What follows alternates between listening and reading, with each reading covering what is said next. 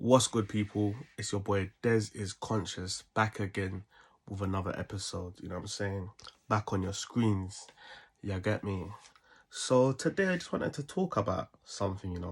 I came across an interesting video yesterday and I wanted to use lot's opinion on it. So, the show You Don't Know Me? I was talking about that yesterday because that was a big boy show, you know what I'm saying? And it's still out there. People go watch it, go support it. But there's a large segment of society who I've stumbled on that are upset with what they call overrepresentation of black people on their TV screens. Because, the show had an all-black cast. It had Nigerian speaking Yoruba. It had a black mum, black son, black family, black people on the TV screens. And, apparently some people were upset about it. Hello again. As we all know, the BBC is far more concerned with catering for various ethnic minorities than it is in making programmes which the 85% of the British population who are white would enjoy. Their latest offering, though, must be the worst yet. It is a 4-part drama on the prime spot on Sunday evening. All the main characters are African or Caribbean. You can see here. The thumbnail for this video shows a couple of those starring in this strange production. Like most people, I am familiar with the habit of television companies as they try to squeeze black actors into any production, even one set in Tudor England or Regency period. But this is the first time that I have observed all the parts being taken by black people. It is, I suspect, a harbinger of things to come. Just to remind viewers, only 3% of the population in this country are black, that is to say of African or Caribbean origin. And yet it is that tiny proportion whose interests seem chiefly to concern the country's intelligentsia, academics, advertising executives and all who work for the media. I dare say that part of this is catering for the American market. In America, African Americans make up about 15% of the population. Anybody making films and television series in Britain always hopes to sell them to the United States at some point, and so feel that the more black people they can work in, the better this will be. There is also the matter that some companies now have a commitment to engaging a certain percentage of staff who will be of some minority or other. Black actors are accordingly in great demand at the moment. This all leaves those of us who happen to be white and to have grown up in a largely white society at something of a loss. When I look through my newspaper in the morning and see only black people in advertisements, I find it slightly irritating because it is always black people and very seldom any other minority. How often do viewers see Indian Hindus, women in saris, Orthodox Jews, Sikhs or others in advertisements? Black people have become the default setting if you want to indicate a multiracial society. If you just look at my paper today, for example, here's another drama series on television, and you might be able to see that that's got all black people in it as well. I've no idea what it's about, but it seems to be quite the thing at the moment. And of course, if you're advertising a Fitbit watch, who better to have than a black person advertising it? I suppose that we should really see this just as a bit of a craze which will pass in time. It's annoying, but once people get into the way of something like this kind, everybody joins in. If you're selling Fitbit watches, then showing a black man demonstrates that you are right on, anti-racist, and probably a supporter of the Black Lives Matter movement into the bargain. All we can really do is grit our teeth and wait for this particular phase to pass. So I just wanted to discuss this, yeah. Do you feel that they have a right to be upset. Because I understand, hear me out. The reason why I say this is I'm gonna say why they're wrong, but I understand. Do you get me? And I think we need to listen to each other. I know that there's a lot of people who call themselves British natives. I'm talking about white British people who feel that they have an ancestry to this land and that they are the ones their forefathers built and, worked. And this is their ancestral place, This is what they worked for. This is the system that they put in place. This is the legendary empire that they built. And, when they turn on their TV, they're seeing people that don't look like themselves on Sainsbury's adverts. When they go to London, they're seeing 40% of London is ethnic minority, is immigrants, actually. I don't know if it's ethnic minority, but it's immigrants. 40% of London, which is quite a high number, isn't it? Like, imagine if, 40% of Lagos was non-black, or, I think some of them are upset because they walk around in some communities that they used to thrive in, that they grew up in, and they don't recognize the faces. They don't see the community that they once had, and they're seeing strangers, foreigners coming in, right? I understand, man. I think that they're not necessarily wrong for that. I think that, outside of maybe a bit of ignorance, and obviously the extreme ones who are just definitely racist, I think that the ones that feel upset about this, I think that they are just doing what 9 out of 10 people would be like. I think it's more xenophobia than racism. It's patriotism, isn't it? It's like, look, this is my country. What are you guys doing here? I feel like you're taking away what I once owned, what my people do. You know what I'm trying to say? And you get xenophobia in every race. We do it to ourselves as black people. Countless examples of xenophobia in Africa. And currently there's I'm not gonna go into ADOS. I'm not gonna go there. But yeah, you get me. That's a whole other topic. But what it is that I just want to break this down though, for those people that do feel this way. Just please understand that, you know what, the reason why you're seeing us on your TV screen is, one, the reason why you're seeing us in general is because of that same empire that you're proud of.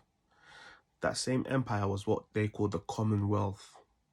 That same empire went around and colonized through imperialization, colonization. It went to these same countries that these foreigners were from, these early foreigners anyway, being West Indian, African, South Asian, right?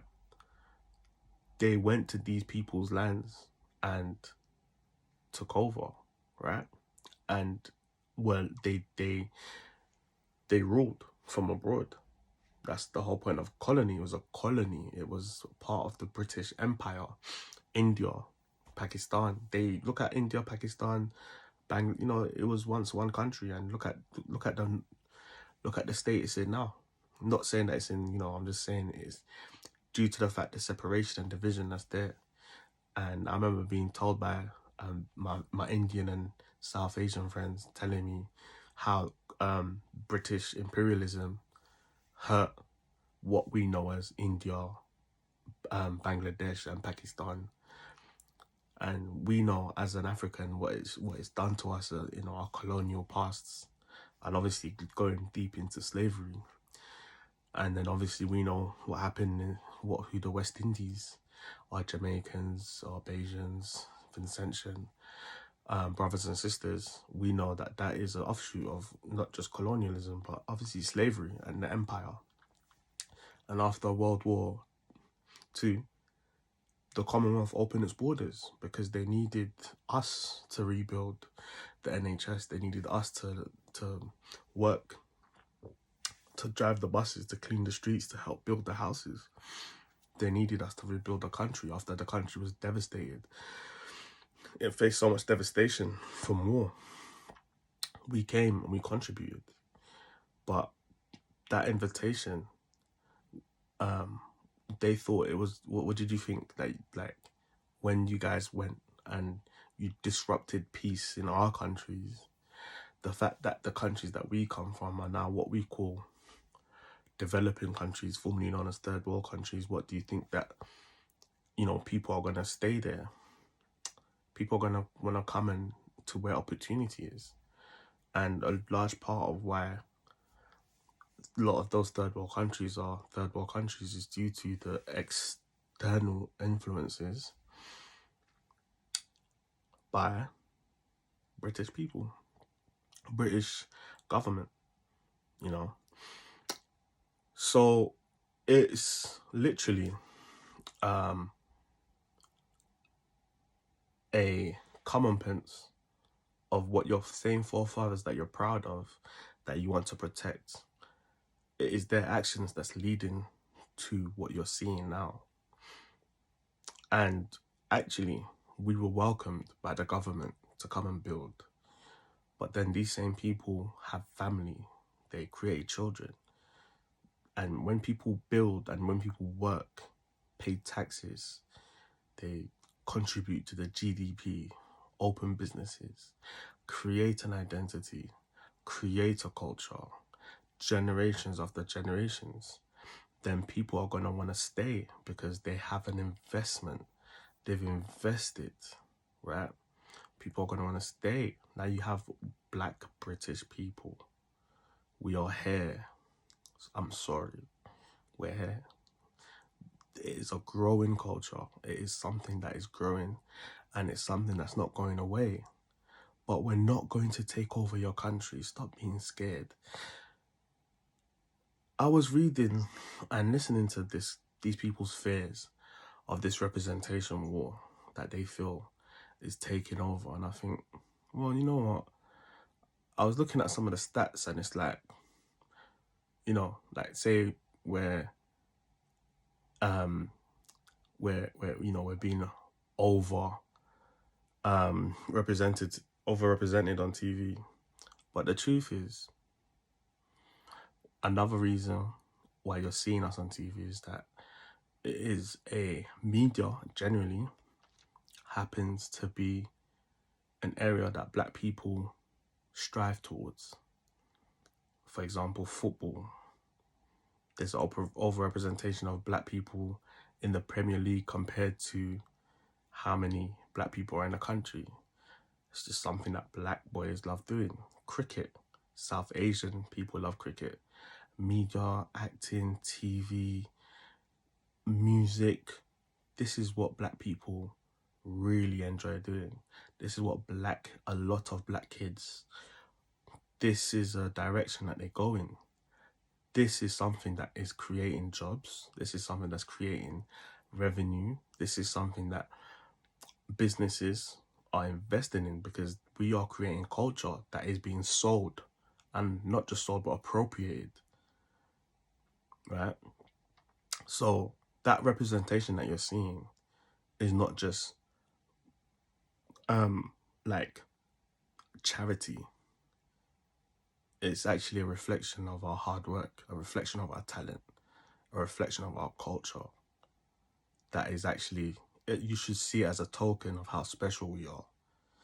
And you seeing an all-Black cast on TV once, I don't know how many other shows on BBC showing an all-Black cast apart from what's her name, Michaela Cole, her show, I forgot the name of it. What other shows are all Black? None on BBC. So what is the fear? What is the fear? I don't understand. I just wanted to get that off my chest, man. You know what I mean? But listen, if you haven't seen it, make sure you go watch it, man. You get me? You know what I mean? Make sure you go watch it. I thought it was a good show. I was talking to my friend, she's a lawyer.